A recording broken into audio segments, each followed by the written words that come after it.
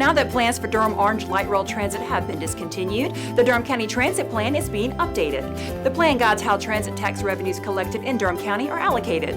The goal is to provide greater transportation options for residents and employers, to positively impact traffic congestion and air quality, and to support local development policies. The last time the plan was updated was in 2017. The recommended process for updating the plan will involve ongoing communication between the City Council, Board of County Commissioners, Board of the Durham Chapel Hill Carrboro Metropolitan Planning Organization, and the Go Triangle Board. It will also include assessing existing conditions and projects that need to happen before the update is completed, engaging the community, and developing a detailed scope of work.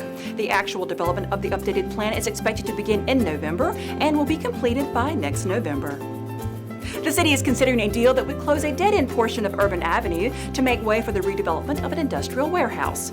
Part of the street that would be closed is located near the intersection of Macon and Washington Streets and is adjacent to the proposed Durham Beltline. The developer plans to use the 1.6 acres it would gain to connect to another parcel it owns, as well as to provide surface parking. As part of the deal, the developer would donate the construction of 100 feet of the Durham Beltline Trail, construction of 15 public parking spaces next to the trail, and a cash proffer of nearly $31,000 that would be allocated as the City Council sees fit. The developer's construction of the portion of the trail and the parking spaces would save the city just over $33,000. The city would also benefit from the proposed deal through the reuse of an existing structure as recommended by the Durham Beltline Master Plan, 90 net new jobs, and higher property tax revenues in the future.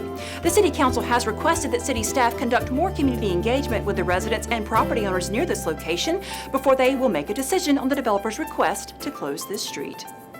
With the help of a national grant, the city, Durham Public Schools, and a very determined woman are helping to fight childhood hunger in Durham. The city received a $125,000 CHAMPS grant last year from the National League of Cities and the Food Research and Action Center. With assistance from the grant, Durham Public Schools Nutrition Services has been able to serve over 18,000 after-school meals, over 446,000 after-school snacks, and 287 meals during breaks and at over 125 sites. One of those sites was outside the home of Marcella Thompson, who has been feeding children from her porch using donations and her own modest income to purchase food. Durham Public Schools used some of the grant funds to buy tents, folding tables, and folding chairs to assist with feeding the children over the summer. With that support, Ms. Thompson was able to feed breakfast and lunch to about 30 children each day. For more information on Durham Public Schools Nutrition Services, visit dpsnc.net/nutrition.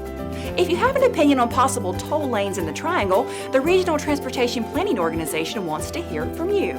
The Durham Chapel Hill Carrboro Metropolitan Planning Organization is asking residents to comment on its Triangle Strategic Tolling Study.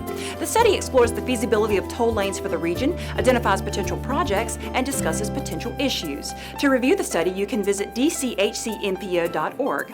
Any comments should be submitted by email to andrew.henry@durhamnc.gov by September 10th. Residents and other stakeholders are also invited to speak at a public hearing on September 11th, beginning at 9 a.m. in the Durham City Hall Committee Room. That's located on the second floor of City Hall. You can also like the MPO's Facebook page and follow them on Twitter to stay up to date on news about transportation planning efforts for the region. If your organization is interested and experienced in helping to reach new and traditionally underrepresented audiences, the city wants to hear from you. The Neighborhood Improvement Services Department is accepting proposals from community organizations with experience in structuring and managing a multi-phase community outreach process. This project is focused on implementing the city's Equitable Community Engagement Blueprint.